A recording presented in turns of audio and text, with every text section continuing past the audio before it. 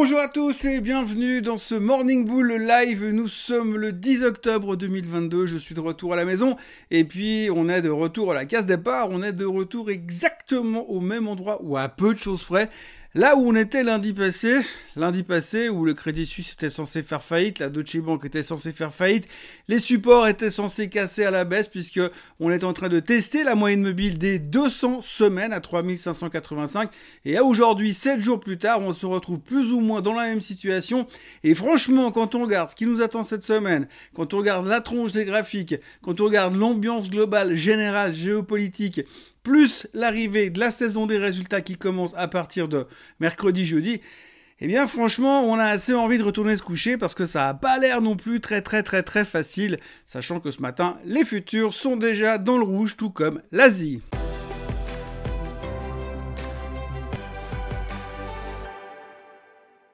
Alors je vais pas vous refaire un dessin sur ce qui s'est passé la semaine dernière, vous l'avez tous vu, on a fait en haut, en bas, et on revient plus ou moins au même endroit. Donc ce qu'il faut retenir ce matin, c'est que les chiffres de l'emploi de vendredi étaient meilleurs que les attentes, alors pas non plus monstrueusement meilleurs, puisqu'on est sorti à 263 000 et des poussières, et que la moyenne des attentes était à 255 000 créations d'emplois, mais le problème n'est pas là, le problème c'est aussi que le chômage est passé de 3,7% à 3,5%, et ça on s'y attendait pas. Mais en plus, la masse salariale a augmenté, ce qui veut dire que finalement, le chômage baisse, les gens sont payés plus, et quand vous êtes payé plus, vous faites quoi? Vous consommez plus, et quand vous consommez plus, qu'est-ce qui se passe? Eh bien, l'inflation, elle monte. Et donc, évidemment, on est reparti dans une nouvelle théorie. On a très peur de l'inflation. C'était la grande question de la semaine dernière. Ce sera la question de cette semaine. On s'est dit, s'il y a des améliorations, on l'a vu sur l'ISM, on l'a vu sur les JOLTS la semaine dernière, s'il y a des améliorations, enfin, plutôt le fait que l'économie est en train d'empirer, puisque n'oublions pas qu'aujourd'hui, on est très à l'affût des mauvaises nouvelles qui veulent dire que c'est des bonnes nouvelles, puisque si c'est mauvais, la Fed va devoir peut-être éventuellement, c'est pas sûr, changer son fusil d'épaule. Donc comme on est en plein trip, on cherche les mauvaises nouvelles, on a eu en début de semaine des mauvaises nouvelles, et puis en fin de semaine, on a eu des bonnes nouvelles, qui sont pas des bonnes nouvelles, puisque les bonnes nouvelles sont des mauvaises, et donc ces mauvais chiffres de l'emploi ont clairement pointé dans la direction que pour le meeting de début novembre, le meeting de la Fed qui aura lieu début novembre, eh bien il n'y a pas d'espoir à avoir de toute manière. On va monter les taux et plus que probablement, dans tout cas, 75 basis points. Pourquoi en tout cas? Parce qu'en fonction des chiffres qui vont encore sortir cette semaine, en fonction de tout ce qui va se dire cette semaine, eh bien, c'est pas évident qu'on se contente de 75 basis points de hausse au prochain meeting de la Fed. Pour ça, pour y voir un peu plus clair, comme d'habitude, on va devoir attendre. Ah oui, comme d'habitude, on va devoir attendre puisque cette semaine, eh bien, on a quand même 2-3 choses assez intéressantes et assez importantes. Alors la première chose, c'est les minutes du FOMC meeting qui sortiront mercredi soir. Alors mercredi soir, on sait que la Fed va nous annoncer ce qu'elle pensait il y a 3 semaines en arrière. Donc fondamentalement, ils ne savaient pas ce qu'ils savent aujourd'hui, donc ça ne veut pas dire grand-chose, mais peu importe, nous, on va quand même prendre ces minutes du FOMC meeting, les mettre dans un grand sac, faire un coup de sac, les mélanger et en faire notre opinion sur ce que la Fed va probablement faire. Ça devrait nous conforter dans l'idée que la Fed va monter les taux au mois de novembre, donc ça c'est déjà pas forcément facile. Et puis la deuxième chose, c'est que jeudi, il y a les chiffres du CPI aux États-Unis. Les CPI, donc le Consumer Price Index, là où on attend de savoir si vraiment la stratégie de la Fed est en train de fonctionner, eh bien on en saura plus jeudi après-midi.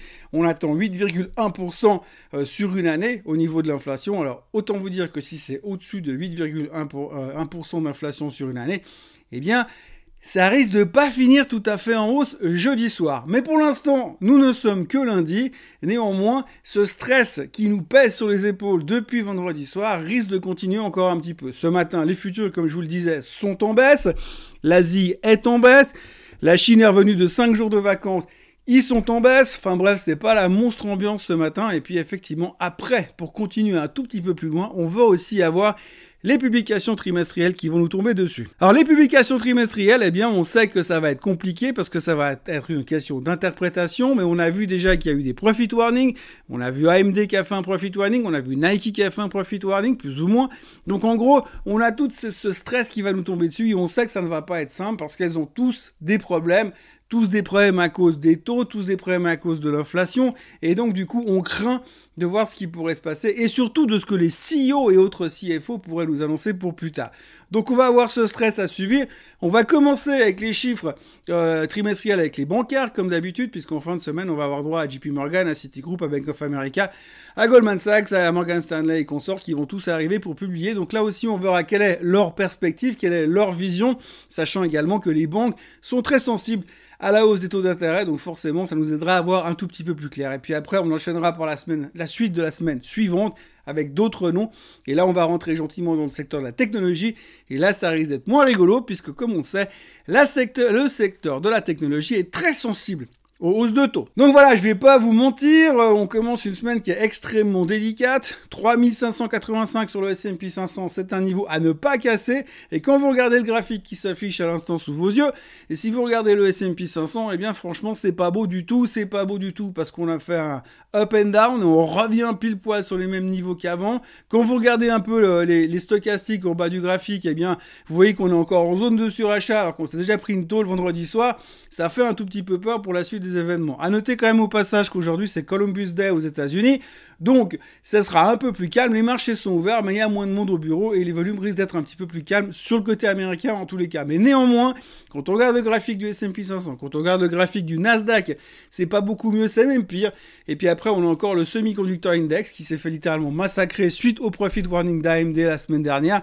Et ça va être un gros problème aussi à gérer ces prochains temps, parce que si on a un Semiconductor Index qui casse à la baisse, on a le S&P 500 qui casse ses supports à la baisse, et puis que derrière, on a des minutes du FOMC meeting qui nous indiquent que la Fed est très au quiche, et qu'en plus le CPI sort en dessus des 8,1%. Je sais, ça fait beaucoup de conjonctions dans la même direction, mais en même temps, on a quand même un peu de peine à se demander comment est-ce qu'on va s'en sortir là tout de suite à court terme. On a un peu de peine à se demander aussi parce que aussi, il y a un gros problème qui est en train d'émerger gentiment. On n'en parlait plus ces derniers temps ou beaucoup moins. Le pétrole. Le pétrole a pris 17% sur une semaine. Alors on l'a vu, le PEP a coupé ses quotas de production. On parle de plus de 2 millions de barils en moins qui vont arriver sur le marché. Donc forcément, ça pose un problème. On a vu aussi que dans certains pays, eh bien, ça devient vraiment une pénurie. On arrive à avoir des niveaux de pénurie d'essence. Donc ça devient également inquiétant pour la demande. On a eu en fin de semaine dernière Goldman Sachs qui est venu encore upgrader son price target sur le baril. Bon, eux, ils changent d'avis toutes les 3 quarts d'heure, donc ça veut rien dire. Mais en tous les cas, ils sont à $110 sur le baril pour la fin de l'année. Donc on sent qu'il y a vraiment de nouveau un engouement qui revient sur le baril, un intérêt qui revient sur le baril. Il faut quand même noter que tout le secteur pétrolier, c'est juste le seul secteur du S&P qui est en hausse pour l'année. Donc aujourd'hui, on revient de nouveau sur la thématique du pétrole. D'un point de vue technique, on voit qu'il est en difficulté dans la zone des 93-94 parce qu'il va s'approcher gentiment de sa moyenne mobile des 200 jours sur le baril, sur le WTI. Et donc, on a un tout petit peu de crainte par rapport à ça, parce que le pétrole qui remonte de 17%, même s'il repère un petit peu ce matin, eh bien, c'est aussi inquiétant pour, devinez quoi, l'inflation. Évidemment, un pétrole qui monte, le prix à la pompe qui monte, et forcément, ça devient très inflationniste et ça fait très peur à tout le monde, puisque inflation, hausse des taux, blablabla, vous connaissez l'histoire.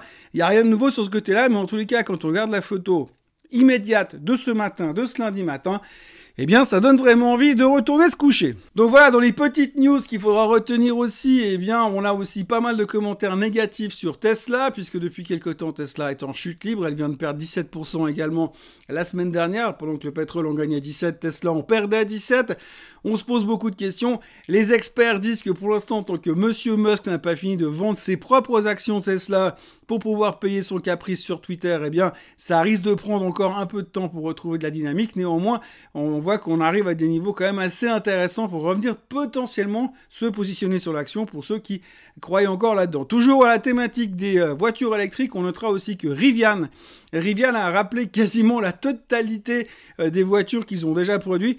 Alors c'est difficile de dire ça sans rigoler, mais c'est vrai que globalement, ils ont un problème de connexion entre la direction et les essieux de la voiture. Bricole, pas très important, mais grosso modo, ils ont rappelé quasiment la totalité des voitures qui ont déjà été vendues pour régler ce petit problème technique. Donc ça, c'est pas forcément une bonne nouvelle, surtout à ce stade-là. Puis toujours au niveau de ce stade de vente de voitures électriques, rappelons quand même que Tesla a fait un carton au niveau des ventes de voitures en Chine, pour celles qui sont fabriquées en Chine.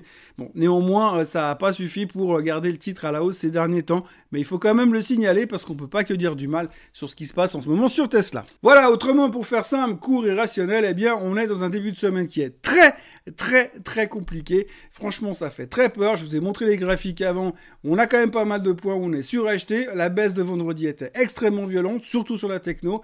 Et puis, quand on voit ce qui nous attend cette semaine, c'est difficile de trouver un optimisme exacerbé par rapport à tout ce qui va nous tomber dessus. Alors, c'est peut-être par le fait qu'on est un petit peu trop inquiet, un petit peu trop négatif, en tout cas en ce qui me concerne, que ça va se retourner encore une fois. Mais en tous les cas, après le rebond, l'échec du rebond de la semaine dernière, la violence du rebond et la violence de la correction, on sait vraiment qu'on est dans des rebonds de bear market parce que c'est assez symptomatique, parce qu'effectivement, quand on est dans des phases de bear market, quand on va chercher ces zones de capitulation puis de désespoir, comme on l'avait déjà vu sur les graphiques auparavant, eh bien c'est toujours des zones où ça devient très violent et très volatile, ce qui signifie qu'on est toujours pour l'instant dans un bear market et qu'un rebond même de 5%, comme on l'a vu la semaine dernière, ne suffit pas pour faire tourner complètement les investisseurs dans leur tête. Donc, restons prudents encore cette semaine. Beaucoup de choses à venir. On a encore beaucoup de choses à décortiquer ces prochains jours.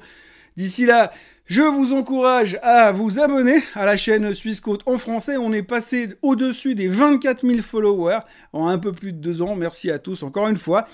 D'ici là, likez la vidéo, abonnez-vous et puis revenez demain à la même heure pour une nouvelle vidéo du Morning Bull Live.